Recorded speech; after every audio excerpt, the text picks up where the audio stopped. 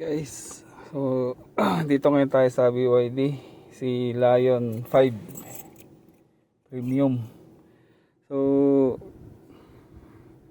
na-release to maybe 5 days ago lang. Tapos may issue upon checking the reverse camera, no, yung 360 camera. So pinindot natin yung 360 camera. So ito yung nalabas, which is hindi ko alam kung paano ba setting nito. Wala naman akong ginagalaw dito. Suddenly kanina nung magre-reverse ako, yan lang nalabas eh. So check natin reverse. Yeah, reverse. So yan ang nalabas. So paano kaya gagawin natin dito? Mag-search tayo. Check ko dito sa manual. Wala naman siyang dito na paano.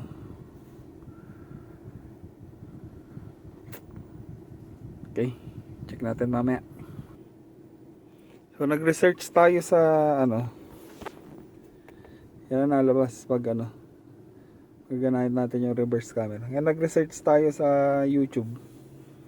Sabi i-reset lang natin tong infotainment system niya. So paano gawin yon? Press lang daw itong power button ng 10 seconds. Press natin hanggang mag-restart siya.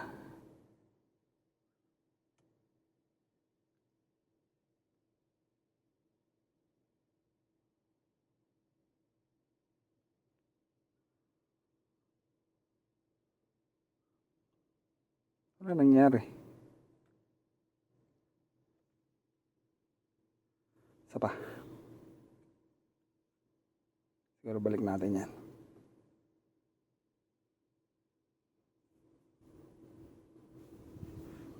Ayaw din. Ayan. So nag-restart na siya. Yan lang natin. Medyo matagal lang pala pindutin to para mag-restart. Sabi doon kahit na nagre-restart yung nagana pa rin yung sakyan. Under daw yan. So, check na natin. Drive. Yun, under.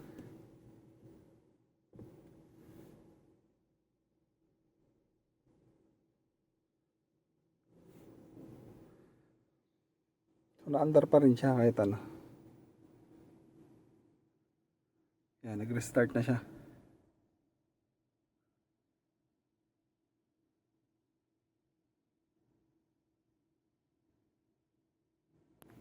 So check natin.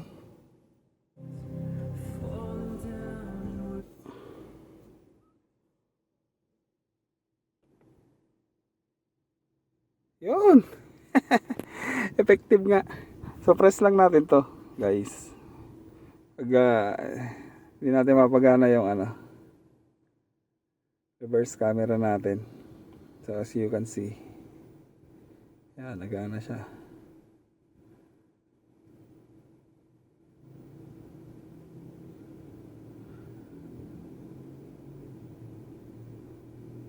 Ganda.